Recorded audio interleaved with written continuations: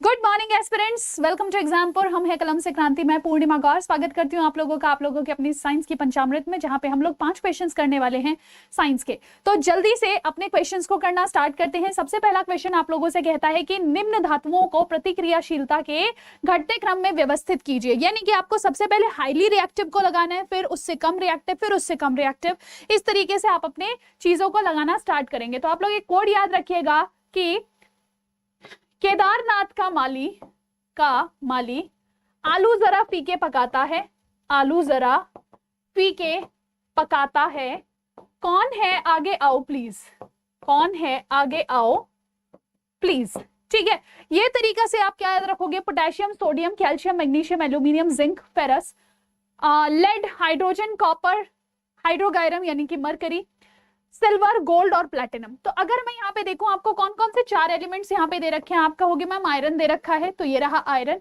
Sodium दे रखा है ma'am, ये रहा सोडियम। सिल्वर दे रखा है, ये रहा सिल्वर, और ये रहा गोल्ड। अब आप देखिए इसमें सबसे टॉप पर कौन है, कहोगे मैम सोडियम सबसे टॉप पे। इसका मतलब जो आपकी सीरीज शुरू होगी वो सोडियम से शुरू होगी। ये गलत हो गया और ये गलत हो गया। सोडियम के बाद सिल्वर है, सोडियम के बाद आयरन है। आप देखिए सोडियम के बाद क्या आना चाहिए? आयरन आना चाहिए। तो इस हिसाब से आपका आंसर क्या हो जाएगा? डी हो जाएगा, क्योंकि सोडियम के बाद सिल्वर नहीं आ सकता। ठीक है, आपकी सीक्वेंस क्या हो जाएगी? पहले सोडियम, फिर आयरन, फिर सिल्वर और फिर गोल्ड। और इस प्रकार से आपकी रिएक्टिविटी सीरीज आपको ध्यान रहेगी। ठीक है, अगर बढ़ते क्रम में लगाते तो आप पहले गोल्ड लिखते, फिर सिल्वर, फिर आयरन और फिर सोडियम लिखते। ठीक है, चलिए जी नेक्स्ट क्वेश्चन की तरफ चलते हैं। नेक्स्ट क्वेश्चन आप लोगों से कहता है कि which of the following is also called the first law of thermodynamics. यानी कि ऊष्मागतिकी का प्रथम नियम को डैश को कहा जाता है। देखिए ऊष्मागतिकी का प्रथम नियम आपसे कहता है कि ऊष्मा का यानी कि जो हीट है या एनर्जी है उसका ना तो क्रिएशन किया जा सकता है, क्योंकि हीट क्या है? It is a form of energy. क्या है? ऊर्जा है, एक रूप ही तो है ना। तो energy can neither be created, ना तो आप उसको बना सकते हैं, नॉर बी डिस्ट्रॉयड, आप उसको खत्म भी नहीं कर सकते हैं। उसको सिर्फ आप एक जगह से दूसरी जगह ट्रांसफर कर सकते हैं। यही क्या है आपका? यही आपका ऊर्जा का नियम होता है, ऊर्जा के संरक्षण का। और यही तो आपका गतिकी का, ऊष्मा गतिकी का पहला नियम भी है। तो आंसर क्या हो जाएगा कि मैम यह ऊर्जा के संरक्षण के नियम के ऊपर कार्य करता है। ठीक है, यानी कि ये क्या है? ऊर्जा के संरक्षण के नियम का दूसरा रूप हो जाता है। नेक्स्ट क्वेश्चन आपसे कहता है who is known as the father of surgery.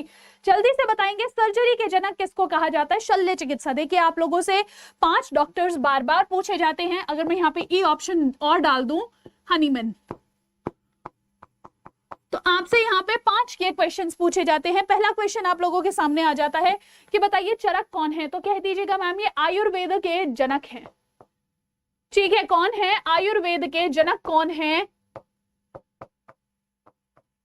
चरक जी। ठीक है, इनकी बुक का नाम क्या था? चरक संहिता। अगर मैं पतंजलि जी की बात करूं, ये योग के जनक हैं।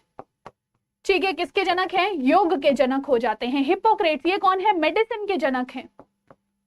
ठीक है, जो हम जो है एलोपैथिक मेडिसिन खाते हैं ना, दवाएं खाते हैं, केमिकल्स दवाएं, वो क्या है? हिप्पोक्रेट्स के द्वारा। और आपको पता होगा जो डॉक्टर्स हैं वो हिप्पोक्रेट्स की शपथ लेते हैं। और ऐसा ही क्वेश्चन आपसे पूछा भी जा सकता है, क्योंकि तमिलनाडु में बड़ी समस्या हुई थी इसी चीज के ऊपर कि शपथ दिला दी गई थी चरक जी की, है ना? किसकी जगह? हिप्पोक्रेट्स की जगह।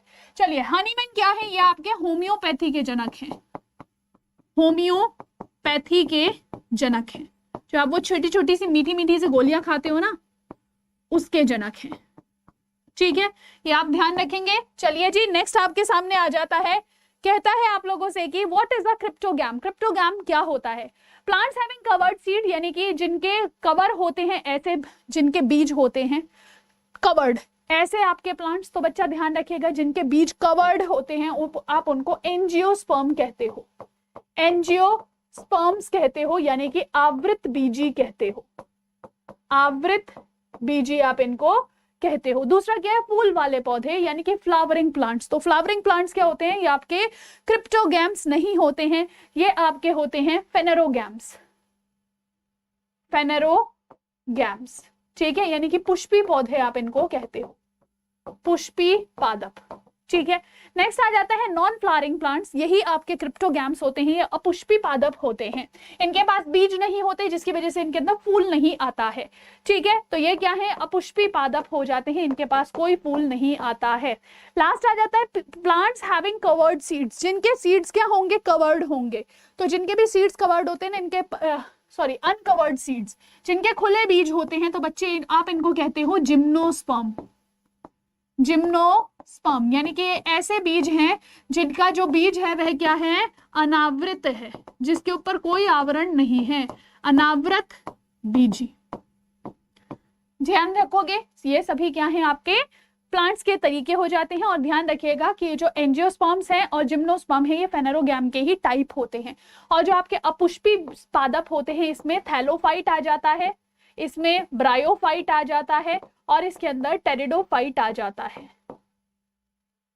ठीक है, नेक्स्ट आ जाता है world second largest refurbished state of the art national gene bank was inaugurated recently at the national bureau of plant genetic resources, यानी कि NBPGR आपका बनाया जगह पे आपका विश्व का सबसे बड़ा दूसरा सबसे बड़ा जीन बैंक बनाया गया। तो ये कहाँ है, तो बच्चे ध्यान रखिएगा कि पूसा न्यू दिल्ली के अंदर क्या बनाया गया है, आपका विश्व का दूसरा सबसे बड़ा जीन बैंक बनाया गया है। एंड ये भारत के लिए बहुत ही ज्यादा सौभाग्य की बात है कि इतना बड़ा जीन बैंक का मतलब क्या कि जहाँ पे हम अलग अलग वैरायटीज के जो हमारे पास फसलें होती हैं, हम उनके जीन्स को स्टोर करके रख सकते हैं ताकि हम उसको आगे फर्दर भी इस्तेमाल कर सकें या मॉडिफिकेशंस उसके आसानी से कर सके। तो ये जो दूसरा सबसे बड़ा जीन बैंक है, ये भारत के न्यू दिल्ली के अंदर बनाया गया है। ठीक है, चलिए जी, तो अब आज अपना पंचामृत यहीं पे विराम देते हैं। आज संडे को बेसिकली आप लोगों की क्या है, एक मैराथन है। कहाँ पर है, SSC एग्जाम्स व एग्जामपुर पे।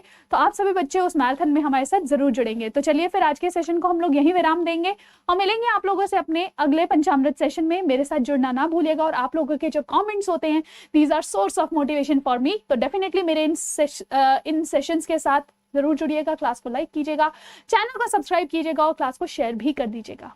चलिए फिर, टेक केयर, बाय बाय।